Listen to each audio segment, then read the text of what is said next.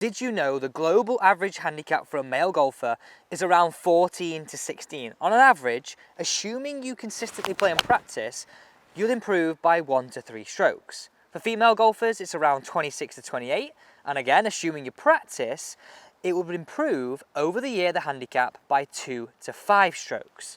Now, I want you to think about it this way. You've got to start thinking more like a scratch golfer. Now, I know that sounds strange, but I truly believe if you start thinking more like a scratch golfer, you can get ahead of that curve. And in fact, let's see how you improve this year. What was your starting handicap? Where did you finish? Down below in the comments, let's see how your game was. Because I think a lot of us, if I'm being wrong here, I'm sorry if I am, don't actually improve every year. It's because we're not thinking like a scratch golfer. So I'm going to play and talk you through wherever I hit it, one shot only, how I play a par 3. How I play a par 4, how I play a par 5. Oh my God, I've got it laid with a thing, that is so close. Oh, tough shots. This is the Millennium course in Villamora. Look where we're starting.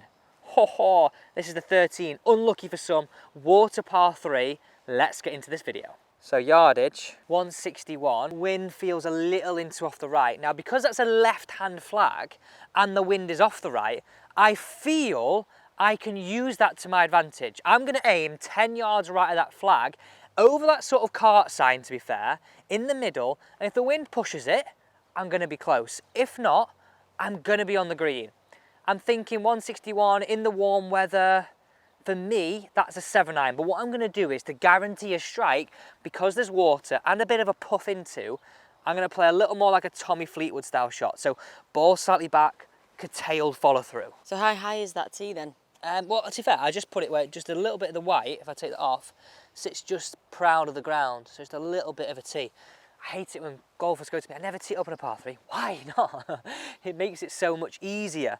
So I'm going to shufty that ball slightly back in my stance. I'm going to play that shot. I'm going for a neutral grip, back and through. Always stand behind your shots. Get that aim, pick out that intermediate target. So I'm going to go at that cart sign, which is roughly there. Okay, walk it in. Keep this little mark here, which is my intermediate, in play. Ball towards the back of my stance. A few waggles. Hopefully get that wind to push this ball back to that flag. I've hit it well. Keep coming, wind. Keep coming. Whoa. I am over the moon with that shot. That finished straight over that marker. We are on the middle of that green, but that's how I planned it. I used my environment, I built the shot, I built my knowledge to minimise risk, but maximise my opportunity of getting it close. Straight away, I think you could gain 2 shots around just by thinking like that. We actually spoke about this the other day about the waggle situation, because I said, do golfers just waggle because they see people on tour doing it? Yeah. And then you were saying to actually have it as a waggle, tap, get those swing thoughts that you had out of your mind. Maybe that's something. Yeah, no, I completely, it's mad that we do so many videos, don't we? I completely forgot about saying that, but I think what I was trying to do there with that waggle, it's a great point. I was trying to feel that Tommy Fleetwood style punch finish, so it's then fresh in my mind. Look, you could use it as part of like a pre-shot routine, as in terms of like swing thoughts, and just giving yourself a better chance of hitting the shot you want to hit. I'll tell you what, I'm pleased with that shot, Ems. You've surprised me there. It's not very nice, is it? Look at that. Directly pin high. That couldn't have gone any better. See how that flag, I saw it was towards that left side. I realised my wind was off my right quarter, and I used that as my advantage to get close to that flag as possible, but realising I don't want to miss left. Really trying to picture that up the right wing. To be fair though, par start, played the hole well up to this point. Par start, not a bad way to start this vlog. Now, I've never played here before, but I need to work out, we're looking at this course guide here, 14th. Stroke 6, so if scratch golf, you don't have a shot here, but most of us would have a shot on this hole. But what's going through my mind is, I've got trouble down the left, which is obviously out of bounds, there's villas down the right as well. But these two things here, I need to see what the carry is. Straight back into wind. There might not be worth trying to take this on. It's 312 metres from the tees that we're playing. I'm thinking maybe lay up, and then I've got a shortish shot in here. But let's go and work out how far these bunkers are. So I use my laser, but you might have your phone, you might have a yardage device of any description, but I'm just literally lasering. That wind's tough, you know? Oh my. Wasn't like this morning. So that is 224 to the bunker on the left and 226 to the bunker on the right. Now I appreciate for many of us you'll probably think you could hit driver there all day because that's probably playing 230. I'm going to go with hybrid just to be on the safe side here. I feel like 3 wood potentially, might sound stupid, but potentially could get there. And if there's ever a potentially could get there in the equation, do not play it. If you're going to lay up short of trouble, lay up short of trouble. And I know you might think, well, you're laying too far back, you got a longer club in. But my point being here is, as a scratch golfer, you want to make at worst a bogey. If I have a long iron into a hole, I'm going to make at worst a bogey. So this is the mentality you've got to have. If you hit driver, hit it in the bunkers, or you hit 3 wood, hit it in the bunkers, you do well to make a bogey. You're staring double in the face. So yeah, I'm thinking my 3 hybrid, that would put me in good position, into that big space on the sort of left side there. That is the play I'm going for. So I'm going to tee this up towards the right hand side of this tee box because I feel I can shoot more towards that left bunker and I know I've got the club that's never going to reach it. I'm going to move the ball slightly back in my stance. So for reference, that's normal for my hybrid. I'm going to move it back somewhere to here.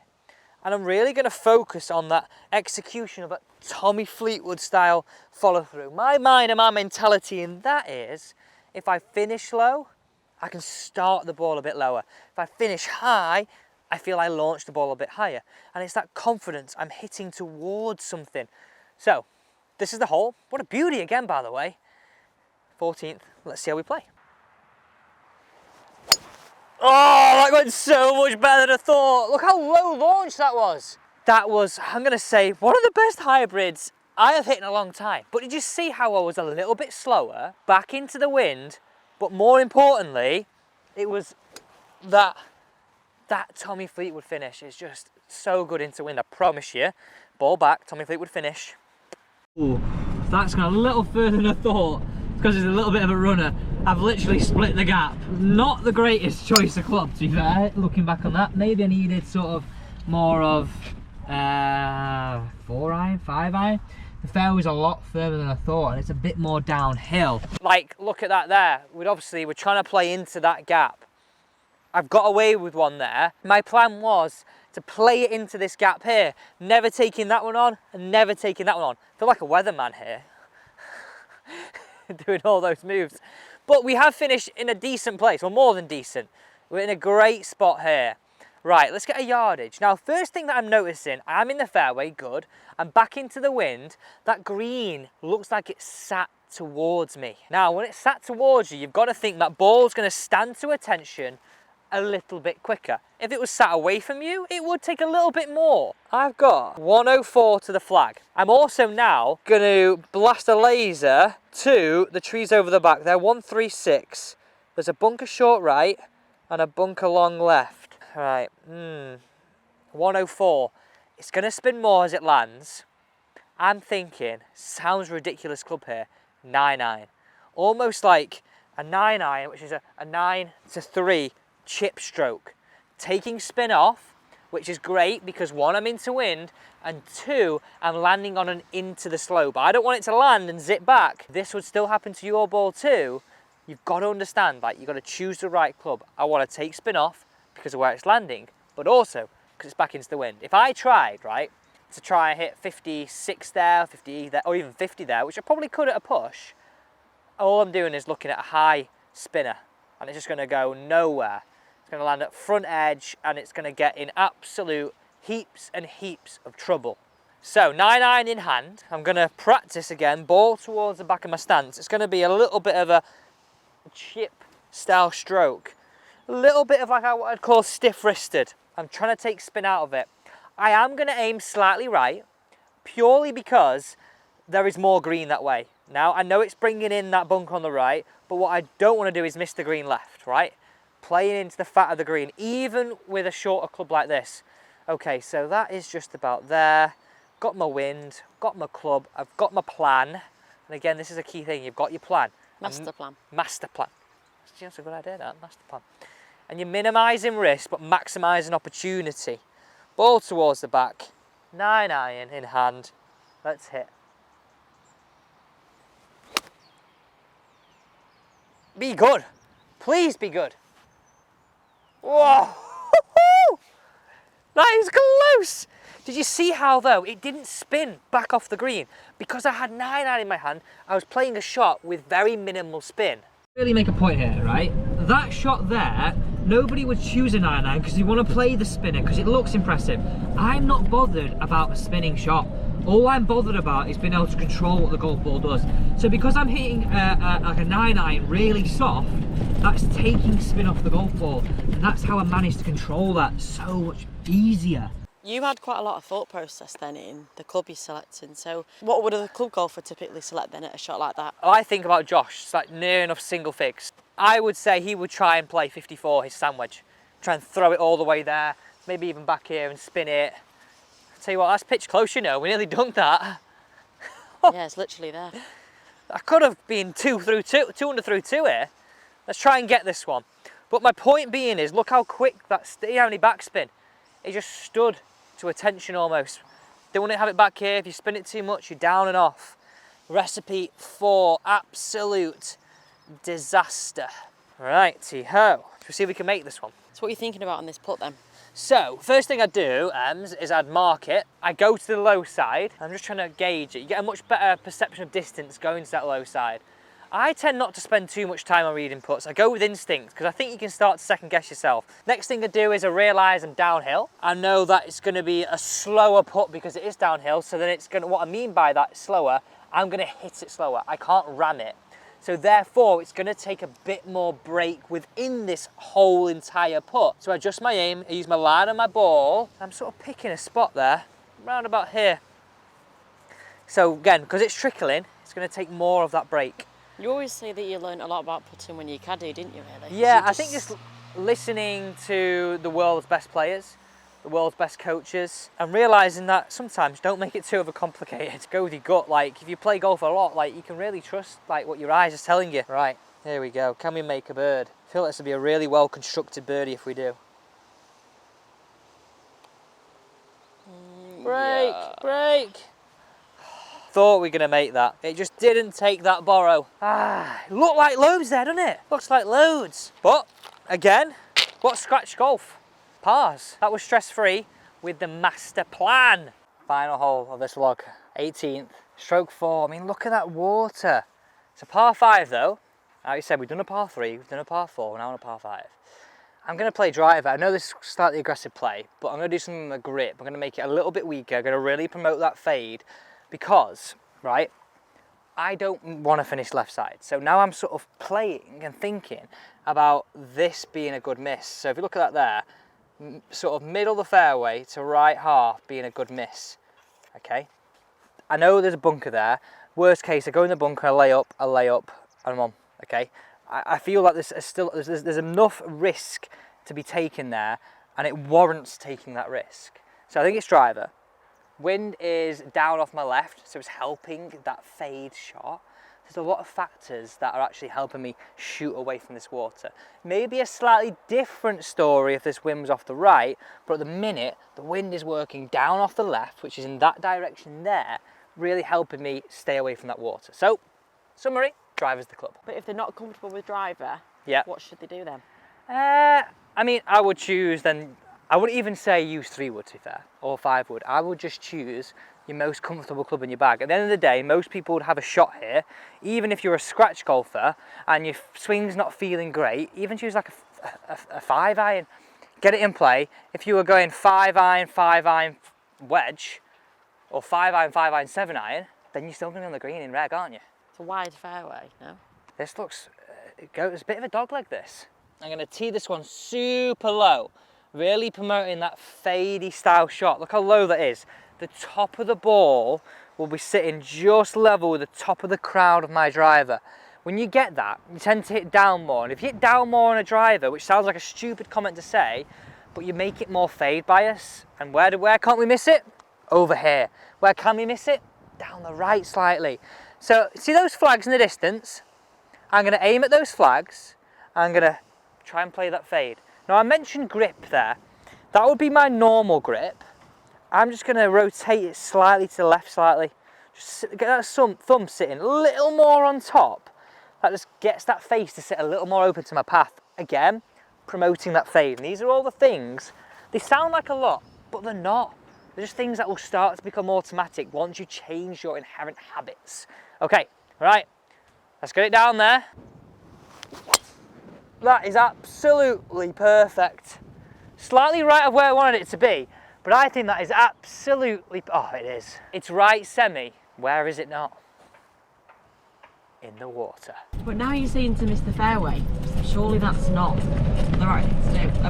I thought the whole idea is retain the fairway. Yeah, I get your point. I know everybody else will probably be literally thinking the same thing. But what I'm trying to get you to understand here is, not just you guys, but everybody, is like, I don't mind if you miss a fairway if you're in the semi. It becomes important if you're missing the fairway and then you can't advance the ball to the green, or you can't advance the ball to your next shot.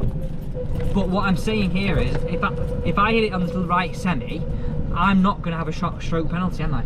If I miss it left semi, I could get a bounce into the water, then I'm looking at a penalty stroke from being in the water. So I'm saying, I'm accepting, I'm being pragmatic about my approach here and going, you know what, right middle to right semi, where we finished here, is just such a better place to be. I can always go towards the green. Now the big decision is, do I go for it, or do I up? No, you've got to practice what you preach. Oh, let's have a look at the lie first. No, I wouldn't. No, you wouldn't. I know what I've got to How do many now. times have in these past few videos all been about the mental attitude? Have you said, don't get ahead of yourself? Yeah, but we need to get the yardage first. We need to get the I yardage. sense a hypocrite. We need to get the yardage, we need to get the line, we need to see what's jeopardy's up there, and then we can go for it. First thing, I'm gonna go and have a look at this lie. But I am getting vibes that it's a bit spongy, could be a bit claggy for the club, but that's set up like a coconut. How far have we got? 210 flag. I think because we got downwind then, I'm gonna, that lie's good. I'm gonna go 5 iron, but I'm not gonna aim at the flag at all. You see those bunkers where you've got the sort of bunkers behind the flag, right? That right bunker is where I'm gonna aim at this. Right. So I'm not taking the flag on, I'm aiming at the right bunker. I know it's So not are gonna... you taking a semi-risk then? Yeah, only You'd because say- the lie's good. I feel like you think I'm being a bit of a hypocrite. No, I don't, because you're not taking too much risk. I think that's the thing. If the lie was bad, right, and it wasn't set up and it was here, like this is clagginess, I would be laying up short all day.